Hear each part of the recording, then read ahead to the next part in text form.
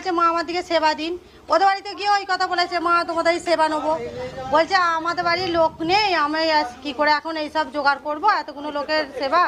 তখন বলছে মা আমাকে এক গ্লাস জল দিন, বলে জল দিয়েছে। জল খাওয়ার পর জল ফল খেয়ে দিয়ে জিজ্ঞাসা করেছে আপনার বাড়িতে কে কে আছে, তাহলে কে আছে সব জিজ্ঞাসা করেছে।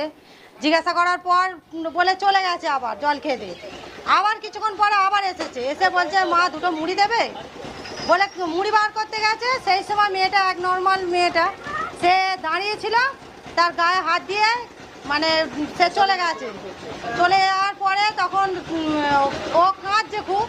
ওর মা মুড়ি ফুড়ি বার করে নিয়ে এসে বলছে কোথায় গেল রে, বলছে সে চলে গেছে আর খুব কাঁদছি। বলছে কেন কাঁদছিস? তখন ও অনেকক্ষণ পরে মানে ভয়েও বলতে পারছে না কথাটা, লজ্জায়। তখন ওরকম বলেছে যে এরকম মা আমার গায়ে হাত দিয়েছে।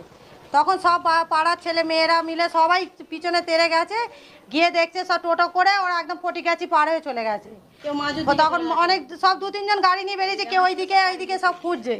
সবাই বলছে ওদিকে গেছে করছে। তারপর ফটিগাছিতে গিয়ে ওখান থেকে টোটোওয়ালাকে ফোন করে কাঁদাঘাট থেকে বলে দিল যে দাঁড়াতে বললো। হ্যাঁ, মাঝুর ওদিকেও 2জন চলে গেছে আর 4 জন ওইদিকে চলে গেল বলে 4 জনকে ধরেছে। 4 জনকে ধরে সবাই মারলো, এখানকার সব মেয়েরা সব ধরে সব মেরেছে। আমরা চাইছি শাস্তি হোক, শাস্তি হোক। কেন আজকে আমাদের ঘরে হচ্ছে, কালকে অন্য লোকের বাড়ি হবে, এরকম করে হতে থাকলে তো আমাদেরই তো, মেয়েদেরই তো বদলাম। আপনার কি আতঙ্কের মধ্যে আছে? হ্যাঁ, সে তো থাকবোই, কেন আমার ঘরেও মেয়ে ছেলে আছে।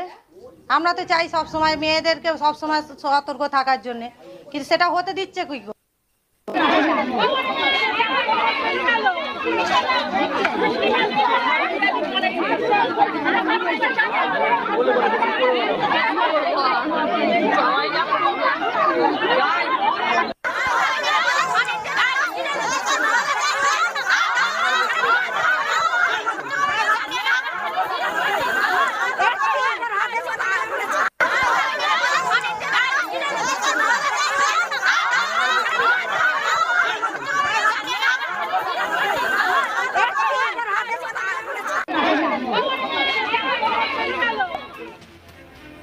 হরিনাম সংকীর্তন করতে এসে মহিলার সঙ্গে খারাপ ব্যবহারের অভিযোগ।